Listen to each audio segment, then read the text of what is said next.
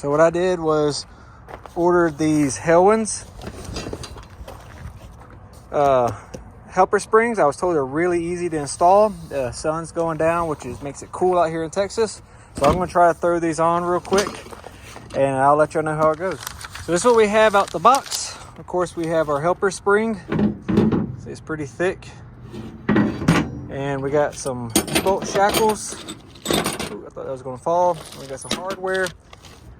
So I got the tire off. We got a jack stand. And unfortunately, my AC Delco jack has died. And we got this little guy. So, but it works. I just have it there to support.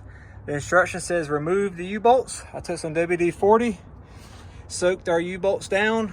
I'm using a 21 millimeter, and this this 1/2 inch impact barely gives me ground clearance. But now we're knocking out the leaf springs. I kind of got the leaf spring I want, or the helper spring I want up here.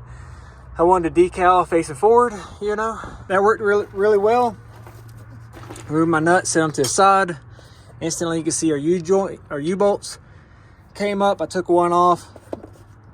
I took this keeper out, and I had a bunch of dust in here. Just took a rag, a little paper towel, got it off so it will sit flat.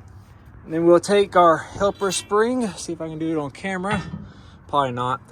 Let me use two hands. I made a big mistake.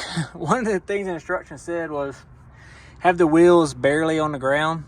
So I guess they wanted you to do everything inside with the wheels on, because when I did it this way, the suspension shifted because I had the other side all the way on the ground. Axle was twisted. So as you see, a lot of frustration, a ratchet strap, and some jiggling, and we're back. There's a nipple here that wasn't aligning, so we got it lined back up. We're back on course. Let's finish this up. Yeah guys, that was super easy. Oh my gosh, I killed myself on that side. So this is a video on how not to install helper springs. Leave your tires on the ground just enough that they kind of scuff. They was a little bit higher, and it never lost alignment. Everything's perfect. I literally took like 10 minutes. So time to get everything on the ground and start adjusting. What I did is I had a deep well 3/8 socket. I ran it down until it wouldn't touch anymore, which is about 1.75 inches. And then so all 4 corners of the truck have the same length. And I figured I'll make my adjustments from there. You can see I don't have much more to go before it'll be maxed anyway. So I figured if that probably ain't right for my situation, then I got other things going on. But I think it's already late. I think I want to hook it up to the truck though.